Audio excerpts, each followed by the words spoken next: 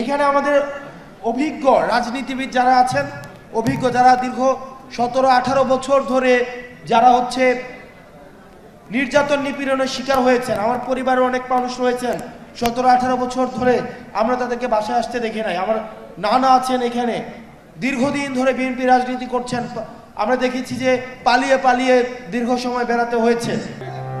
5ই আগস্টের পূর্বের আওয়ামী লীগ যেভাবে স্বাভাবিক অবস্থায় জীবনযাপন করত, এখন এসেও স্বাভাবিক অবস্থায় জীবনযাপন করে, এটা আমাদের ব্যর্থতা। এই ব্যর্থতা আসিফ নজরুল স্যারেরও ব্যর্থতা। আমরা ওনার কাছে জানতে চাই, জানুয়ারি মাসে কথা ছিল ট্রাইব্যুনাল 2 গঠন করার, এটা মে মাস, আজকে মে মাসের 16 তারিখ। আমরা স্পষ্টভাবে আপনার কাছে উত্তর চাই, কেন মে মাসে 16 তারিখ হয়ে যাওয়ার পরেও দ্বিতীয় ট্রাইব্যুনাল গঠন হওয়ার কথা থাকলেও এখনো পর্যন্ত গঠন হয় নাই? আমরা আপনার কাছে জানতে চাই, কারা এই হত্যাকাণ্ডের সাথে জড়িত যে আসামিরা রয়েছে তারা যখন কোর্টে যায় কোন কোন বিচারক তাদেরকে জামিন দিয়ে দেয়, কারা তারা এবং এসবের পিছনে কাদের ইন্ধন রয়েছে সেগুলোকে আপনি আমাদের সামনে প্রকাশ করুন। আপনি বারবার বলেন যে আপনাকে ভিলেন বানানো হচ্ছে, আপনি বারবার বলেন যে আপনাকে মিসআন্ডারস্টুড করা হচ্ছে। তাহলে যে সত্য ঘটনা, আপনাকে যদি কেউ কাজ করতে না দেয়, আপনাকে যদি কাজ করতে কেউ বাধা দেয়, বা আপনাকে কাজ করতে কেউ যদি কোনো ধরনের প্রেসারে রাখে, সেটা আপনি জাতির সামনে উপস্থাপন করুন। আমরা স্পষ্ট করতে চাই, আওয়ামী লীগের বিচার, খুনিদের বিচার ছাড়া আপনারা যদি মনে করে থাকেন অন্তর্বর্তীকালীন সরকারের উপদেষ্টারা বিচার ছাড়া আপনাদের অন্য কোনো বড় সংস্কার রয়েছেন, তাহলে আপনারা ভুলের মধ্যে রয়েছেন। খুনিদের বিচার হচ্ছে এই অন্তর্বর্তীকালীন সরকারের উপদেষ্টাদের প্রধান এবং প্রথম সংস্কার। আমরা এই সংস্কারটিকেই প্রথমেই দেখতে চাই। এই পাশ থেকে একটা স্লোগান আসছে, আমি এই স্লোগানটার বিরোধিতা জানাই। নির্বাচন না সংস্কার, এই স্লোগানটা সমস্যাজনক স্লোগান। কারণ এই স্লোগানের মধ্য দিয়ে মনে হয় যে আমরা হয় নির্বাচন চাই, না হয় সংস্কার চাই। বিষয়টা এমন না, আমরা দুইটাই চাই। তবে তবে তবে আমরা চাই বিচার হবে, সংস্কার হবে, এই সংস্কার প্রক্রিয়ার মধ্য দিয়ে আমাদের নির্বাচনটা হবে। এখানে আমাদের অভিজ্ঞ রাজনীতিবিদ যারা আছেন, অভিজ্ঞ যারা দীর্ঘ 17-18 বছর ধরে যারা নির্যাতন নিপীড়নের শিকার হয়েছেন, আমার পরিবারের অনেক মানুষ রয়েছেন 17-18 বছর ধরে আমরা তাদেরকে বাসায় আসতে দেখি নাই। আমার নানা আছেন এখানে দীর্ঘদিন ধরে বিএনপি রাজনীতি করছেন, আমরা দেখেছি যে পালিয়ে পালিয়ে দীর্ঘ সময় বেড়াতে হয়েছে। আপনাদেরকে মাথায় রাখতে হবে, আওয়ামী লীগ যে নির্বাচন পদ্ধতি বানিয়ে গিয়েছে, এই নির্বাচন পদ্ধতির খেলার মাঠটা শুধুমাত্র আওয়ামী লীগ যেন খেলতে পারে সেই উপযোগী করে সেই মাঠটা বানানো হয়েছে, সেখানে আপনি খেলতে পারবেন না। আপনি আগে সেই মাঠের সংস্কার চাইতে হবে, নির্বাচন পদ্ধতি সংস্কার চাইতে হবে। আপনারা কি অস্বীকার করতে পারবেন যে পদ্ধতির নির্বাচন হয় সেইখানে একটা ওসি সেখানে নির্বাচন করে দেয়, একটা এসপি নির্বাচন করে দেয়, একটা ইউনো নির্বাচন করে দেয়? তাহলে একই পদ্ধতির যদি আপনার নির্বাচন ব্যবস্থা থাকে, তাহলে এই নির্বাচন এই 5ই আগস্টের পরে প্রপার ডেমোক্রেটিক ট্রান্সফরমেশন এই নির্বাচন কমিশনের মধ্য দিয়ে সম্ভব নয়। সেই কারণে আমরা আপনাদেরও সহায়তা চাই, যাতে করে আমাদের একটা যেন প্রপার গ্রহণযোগ্য ফ্রি ফেয়ার অ্যান্ড পার্টিসিপেটের একটা নির্বাচন হয়। সেটার জন্য নির্বাচন কমিশনের সংস্কার নিয়েও আপনারা কথা বলেন। দুঃখজনক বিষয়, আপনারা জানবেন নির্বাচন কমিশন থেকে বলা হয়েছে, আমরা আমাদের থেকে এটা প্রস্তাবনা দিয়েছিলাম, যারা ফেরারি আসামি আছে, যারা গণহত্যার আসামি আছে, তারা যদি নির্বাচনে অংশগ্রহণ করতে চায় তাহলে তারা সশরীরে এসে তারা পেপার সাবমিট করতে হবে। আপনারা জানেন নির্বাচন কমিশন সেটার বিরোধিতা জানিয়েছে। আমরা নির্বাচন কমিশনের কাছে জানতে চাই যে আপনারা কাদের পারপাস সার্ভ করছেন। দোসররা যদি নির্বাচনে অংশগ্রহণ করতে চায় তারা সশরীরে এসে, তাহলে নির্বাচন কমিশনে তাদের পেপার সাবমিট করতে হবে। এটাতে সমস্যা কোথায়? এটাতে সমস্যা কোথায়? আমরা চাই এই কাঠামো পরিবর্তনের মধ্য দিয়ে আমরা চাই আসিফ নজরুল স্যার থেকে শুরু করে স্যার আমরা আপনার উপরে ভরসা রেখেছি, আপনি দীর্ঘ সময় ভোকাল ছিলেন, শিক্ষার্থীদের পাশে ছিলেন, আমরা বিশ্বাস করতে চাই আপনি শিক্ষার্থীদের এই আস্থা আশা আকাঙ্ক্ষার আপনি হচ্ছেন যথাযথ মর্যাদা দিবেন। দ্বিতীয়ত, আপনারা ভুলে গেলে চলবে না, আওয়ামী লীগকে আমরা কার্যক্রম নিষিদ্ধ করতে পেরেছি, কিন্তু আওয়ামী লীগকে যারা ডোনার, আওয়ামী লীগের যে ফাইন্যান্স, আওয়ামী লীগের যে অর্থ ব্যবস্থা, সেই অর্থ ব্যবস্থা কিন্তু এখনো পর্যন্ত ইনট্যাক্ট। আমি যেহেতু কুমিল্লাতে আছি, কুমিল্লার অনেক উপজেলা রয়েছে, সেই উপজেলার আওয়ামী লীগের রাজনীতিও এখন আওয়ামী লীগের টাকায় চলে, বিএনপির রাজনীতিও এখন আওয়ামী লীগের টাকায় চলে। এখানে বিএনপির আপনারা যারা রয়েছেন, আপনারা আমাদেরকে শত্রু জ্ঞান করেন না, এটা আমি আপনাদের ভালোর জন্য বলছি। কুমিল্লার অনেক উপজেলা রয়েছে যেখানের সব দলের রাজনীতি এখন আওয়ামী লীগের টাকার কাছে বিক্রি হয়ে গিয়েছে। তাই অন্তর্বর্তীকালীন সরকারের কাছে বলতে চাই, এই আওয়ামী লীগের অর্থনৈতিক কাঠামোকে আপনি ইনট্যাক্ট রেখে আপনি কখনোই সংস্কার কার্যক্রম এবং নির্বাচন কার্যক্রম আপনি যথাযথভাবে ঠিক করতে পারবেন না। এবং বিএনপির নেতাকর্মী, ত্যাগী নেতাকর্মীরা এখানে যারা রয়েছেন, আপনারা কি অস্বীকার করতে পারবেন আওয়ামী লীগের যে পরিমাণ টাকা তাদের রয়েছে অবৈধ উপায়ে ইনকাম করা, আপনি যে ফেয়ার ইলেকশনে আপনি সেখানে যথাযথভাবে আপনি কম্পিট করতে পারবেন? কোনোভাবেই সম্ভব না। সেই জায়গায় গণতন্ত্রের জন্য, বাংলাদেশের জন্য, পরবর্তী বাংলাদেশের জন্য আমাদের নিজেদের মধ্যে পলিসি নিয়ে আর্গুমেন্ট থাকবে, ডিসকাশন থাকবে, মতবিরোধ থাকবে, কিন্তু সেইখানে কোনোভাবেই গণহত্যার দায়ে অভিযুক্ত আওয়ামী লীগকে আমরা কোনোভাবেই স্পেস দিতে পারি না। সেজন্য অন্তর্বর্তীকালীন সরকারের কাছে আহ্বান জানাবো, আওয়ামী লীগের যে অর্থনৈতিক কাঠামো রয়েছে, আওয়ামী লীগের যে সাংস্কৃতিক কাঠামো রয়েছে, আওয়ামী লীগের অপরাধের বৈধতা উৎপাদনের জন্য যে সাংস্কৃতিক বাহিনী রয়েছে, আপনি তাদের সম্পদকে বাজেয়াপ্ত করে সেগুলো জনগণের কল্যাণে সেগুলোকে নিয়োজিত করুন। প্রিয় সহযোদ্ধা, আমরা শুধুমাত্র আওয়ামী লীগ নিয়ে কথা বলি, একই সাথে সাথে আওয়ামী লীগের যে সহযোগী 14 দল, জাপা, মনে আছে ভারত থেকে মিটিং করে এসে বলতো যে এবার আমরা সরকারি দল হব নাকি বিরোধী দল হব, এটা আপার সাথে কথা বলে আমরা সিদ্ধান্ত নিব। এই যে 14 দল রয়েছে, এই 14 দল নিয়ে অন্তর্বর্তীকালীন সরকারের কি ধরনের চিন্তা সেটা আপনাকে স্পষ্ট করতে হবে। আমরা অন্তর্বর্তীকালীন সরকারকে আমরা সহযোগিতা করতে চাই, কিন্তু আমরা আশাহত অনেক কাজে আমরা এখনো পর্যন্ত বিচার দেখি নাই, এখনো পর্যন্ত আহতদের সম্পূর্ণ পুনর্বাসন দেখি নাই, কর্মসংস্থান দেখি নাই, এখনো পর্যন্ত বিচারের কোনো অগ্রগতি হয় নাই। আওয়ামী লীগ নিয়ে আপনারা যতক্ষণ না পর্যন্ত আমরা রাস্তায় নেমে এসেছি ততক্ষণ পর্যন্ত আমরা আপনাদের কোনো পদক্ষেপ দেখি নাই। সেই জায়গা থেকে আপনাদের কাছে আমাদের অনুরোধ থাকবে, এই ধোঁয়াশাগুলো আপনারা স্পষ্ট করবেন। সর্বশেষ এই বিষয়ে আমাদের কথা হচ্ছে যে অন্তর্বর্তীকালীন সরকার অনেক ক্ষেত্রে কম্প্রোমাইজিং। মানবিক করিডোর নিয়ে আপনি আপনাদের অবস্থান স্পষ্ট করবেন।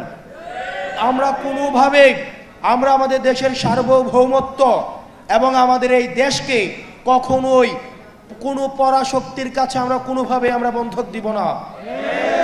আমাদের এই দেশ ভারতের নয়, ভারতের আধিপত্য থাকবে না, এখানে পিন্ডির আধিপত্য থাকবে না, এখানে কোনো মার্কিন আধিপত্য থাকবে না, কোনো পরাশক্তির আধিপত্যের ক্ষেত্র এই বাংলাদেশকে আমরা কোনোভাবেই হতে দিব না।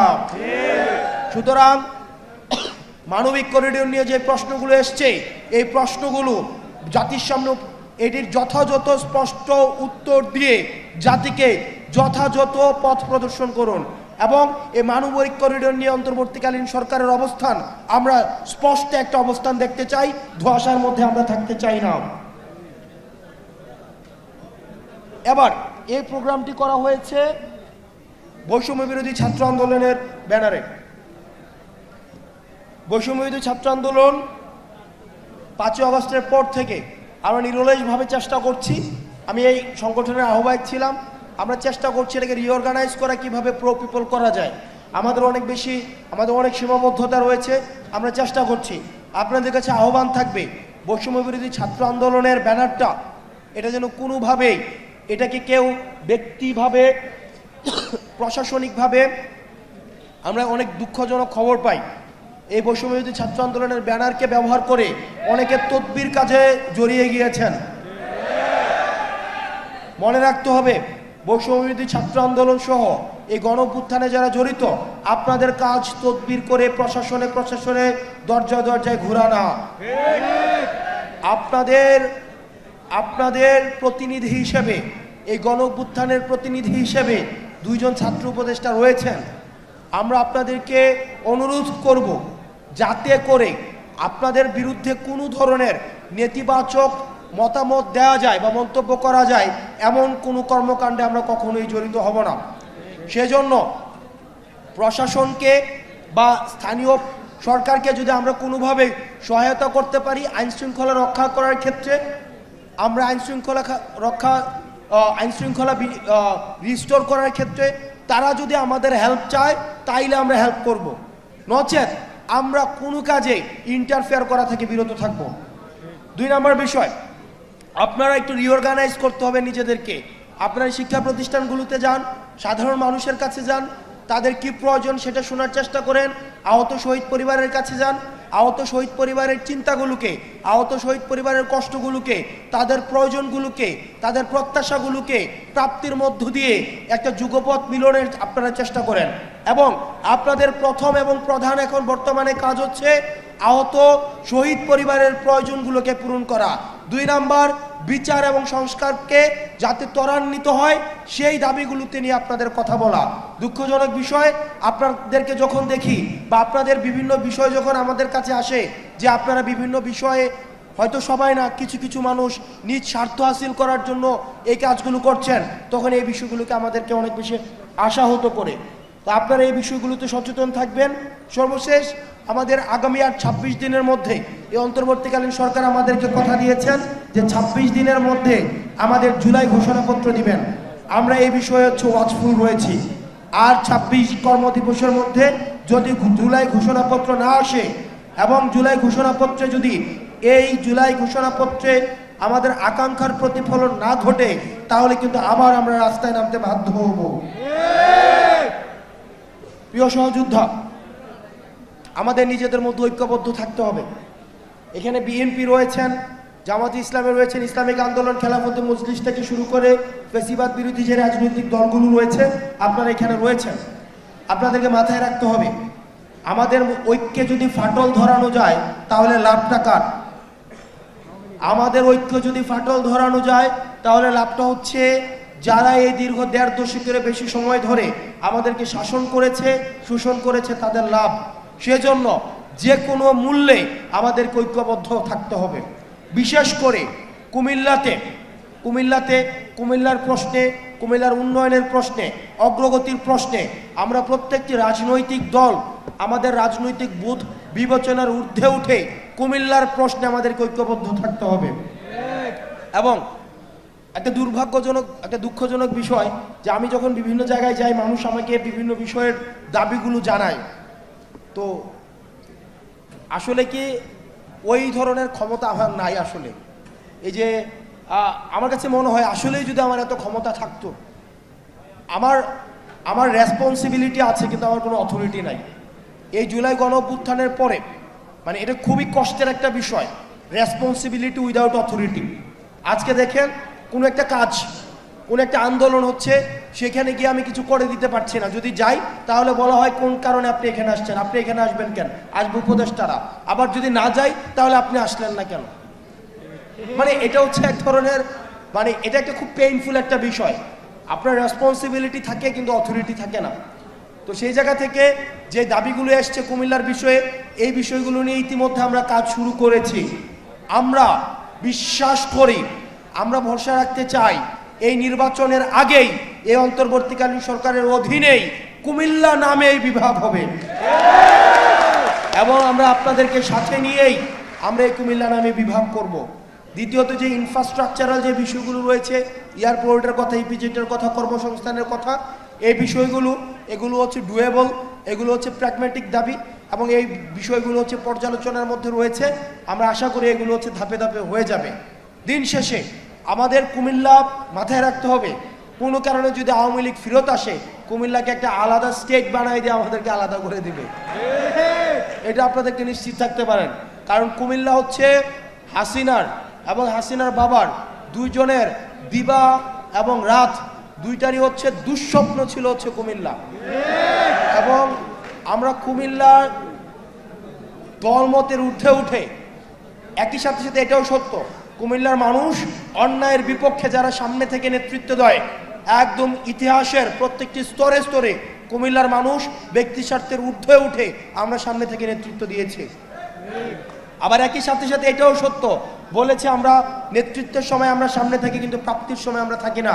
কারণ আমরা অন্যান্য জেলার মতো তদবির বা এই বিষয়গুলো নিয়ে আমাদের নিজেদের মধ্যে সংকোচ ফিল হয়। আমরা যখন দেওয়ার সময় আসে তখন সারা দেশটাকে একসাথে ভাবি। সেই জন্য আমরা চিন্তা করে আমাদের একটা অন্তর্ভুক্তিমূলক উন্নয়ন হোক, আমাদের কুমিল্লাকে নিয়ে যেমন ভাবতে হবে, সারা দেশকে নিয়ে তেমন ভাবতে হবে। আমরা একসাথে আমরা আমাদের প্রত্যাশিত বাংলাদেশ গড়ব। এই প্রত্যাশিত বাংলাদেশ গড়ার পূর্বে আমাদের যে কাজটি করতে হবে, আমাদেরকে ঐক্যবদ্ধ থাকতে হবে। সর্বশেষ আমাদের যে জগন্নাথ বিশ্ববিদ্যালয় যেটি হচ্ছে, আমরা বারবার করে দেখছি জগন্নাথ বিশ্ববিদ্যালয়কে আমাদের অনেক সহপাঠী ওখানে রয়েছে, আমার শিক্ষার্থী ওখানে রয়েছে, আমাদের সিনিয়র ভাইরা রয়েছে। আমরা দেখেছি জগন্নাথ বিশ্ববিদ্যালয়কে সময় মূলা ঝুলিয়ে দেওয়া হয় একদম। আমরা দেখেছি শুধুমাত্র এই সরকারের সময় না, আগের সরকার থেকেও আমরা দেখেছি। এই অন্তর্বর্তীকালীন সরকারকে বলবো, এই তালবাহানা না করে এই 20,000 শিক্ষার্থীর যে দাবি রয়েছে, তাদের দাবি খুবই মৌলিক দাবি। তাদের হল লাগবে, তাদের হচ্ছে থাকার জায়গা লাগবে, শিক্ষার সুন্দর পরিবেশ লাগবে। এই দাবিগুলোকে তালবাহানা না করে আপনারা খুব দ্রুততম সময়ের মধ্যে তাদের সাথে বসে এই দাবিগুলোকে সমাধান করে দিন, না হলে এই সমস্যাটি দিন দিন ঘনীভূত হবে। আপনারা ভালো থাকবেন, সুস্থ থাকবেন, আপনাদের সাথে দেখা হবে এবং কুমিল্লার প্রশ্নে আমরা সবসময় ঐক্যবদ্ধ থাকবো। আসসালামু আলাইকুম ওয়া রাহমাতুল্লাহি।